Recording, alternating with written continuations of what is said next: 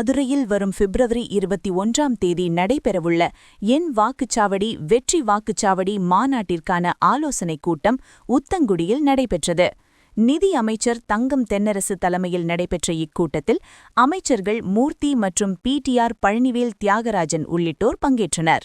கூட்டத்தில் பேசிய அமைச்சர் பிடிஆர் 2011 முதல் தற்போது வரை மதுரையில் திமுக அடைந்துள்ள வளர்ச்சி மற்றும் கட்சியில் அதிகரித்துள்ள செயல்திறனை சுட்டிக்காட்டினார்.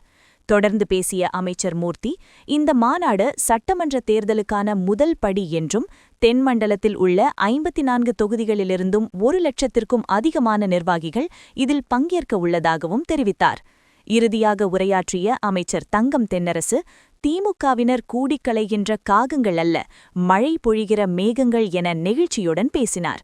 முதலமைச்சர் ஸ்டாலின் மற்றும் துணை முதலமைச்சர் உதயநிதி ஸ்டாலின் பங்கேற்கும் இந்த மாநாடு வரும் சட்டமன்ற தேர்தலில் மதுரை மாவட்டத்தின் 10 தொகுதிகளிலும் திமுகவின் வெற்றியை உறுதி செய்யும் ஒரு முன்னோட்டமாக அமையும் என நிர்வாகிகள் நம்பிக்கை தெரிவித்துள்ளனர்.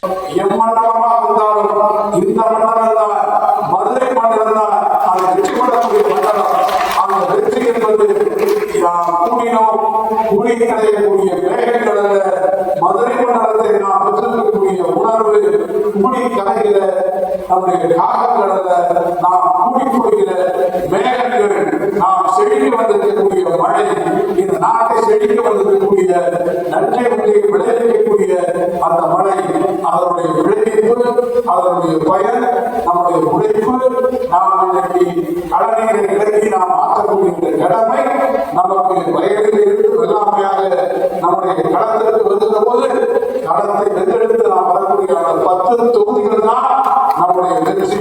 அந்த வெற்றிக்கு வழிகாட்டக்கூடிய முதற்கட்ட பணி இன்றைக்கு நம்முடைய மதுரையிலே வரக்கூடிய 24 நடக்கக்கூடிய மண்டலமாக பெரிய மாநாடாக நடக்கக்கூடிய ஒரு சந்திப்பு.